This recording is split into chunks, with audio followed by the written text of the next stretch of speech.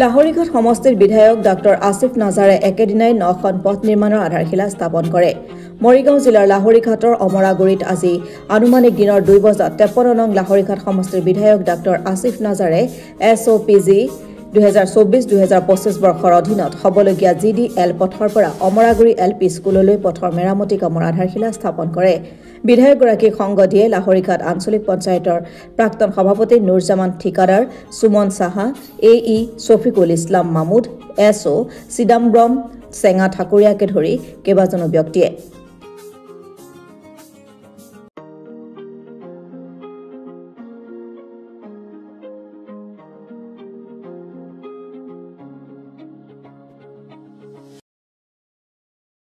Zero আণ্ডাৰত 2024-25 বৰ্ষৰ কেইটামান ৰাস্তা মিনিমাম 9টামান ৰাস্তা আজি মই উদ্বোধন কৰিব গৈ আছোঁ আৰু ইয়াৰ জৰিয়তে যাতে আমাৰ সাধাৰণ ৰাইজ উপকৃত হয়, যাতে যাতায়াতৰ সুবিধা হয়, তাৰ কাৰণে অহৰহ চেষ্টা আমি আগবঢ়াই গৈ আছোঁ।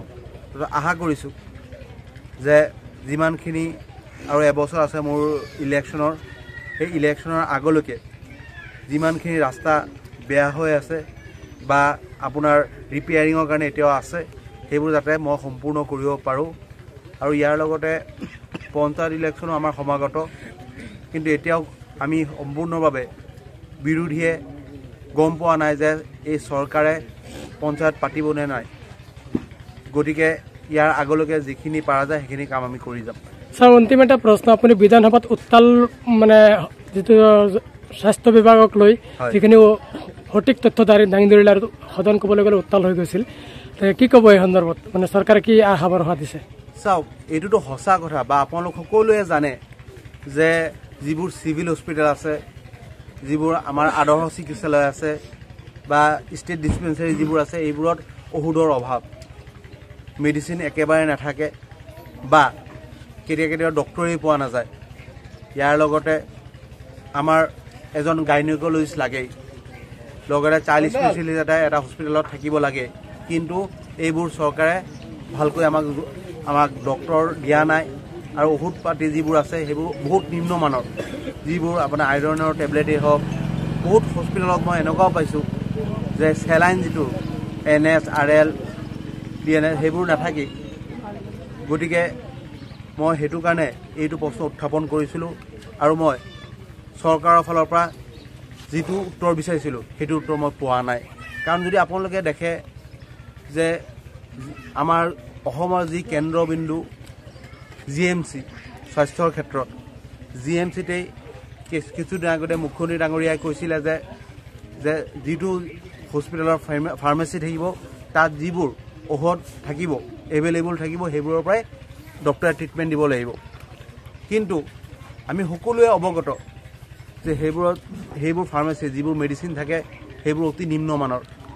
সেইবোৰ মেডিচিন খালে মই ভাবোঁ যে GMCত যিবোৰ পেচেণ্ট ভৰ্তি হ'ব সেইবোৰ হ'ব পাৰে আপোনাৰ সম্পূৰ্ণভাৱে সুস্থ হৈ ওলাই নাযাব।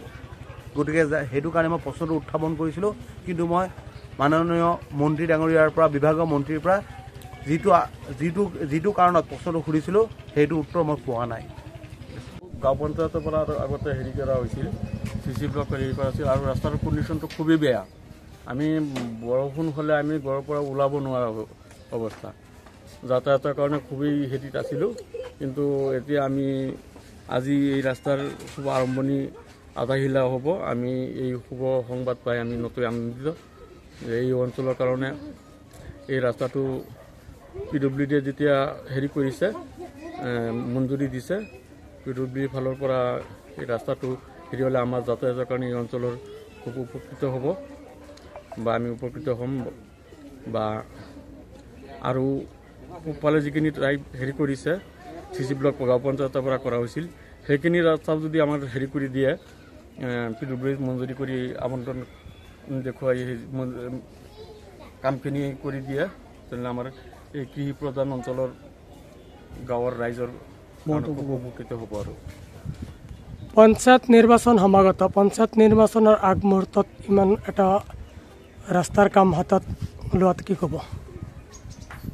পঞ্চায়ত নিৰ্বাচনৰ আগত আমাৰ পঞ্চায়তৰ বা ৰাইজৰ এই অভাৱ অভিযোগবোৰ সমাধান কৰি দিয়াত বা ৰাস্তা ঘাটখিনি মেৰামতি কৰি দিয়াত আমি নথৈ আনন্দিত হ'ম আৰু বা ৰাইজেও এই পঞ্চায়ত নিৰ্বাচনত প্ৰায় তেওঁলোকৰ কামৰ প্ৰতি আকৃষ্ট হৈ পঞ্চায়ত নিৰ্বাচন প্ৰতিনিধি নিৰ্বাচন কৰাত ইয়াত অৰিহণা যোগাব।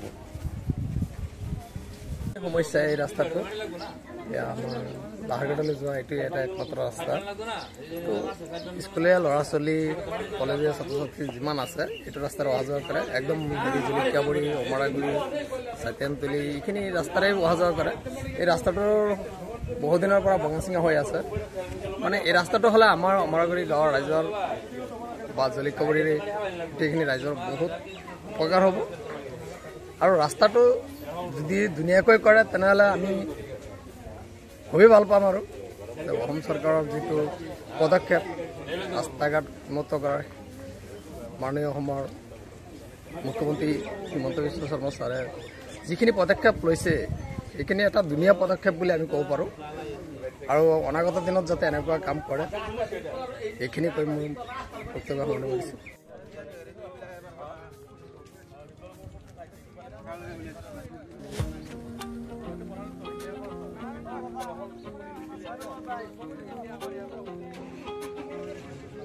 লাহৰীঘাটৰ পৰা মেহবুব আনোৱাৰৰ ৰিপৰ্ট, অসম টুডে।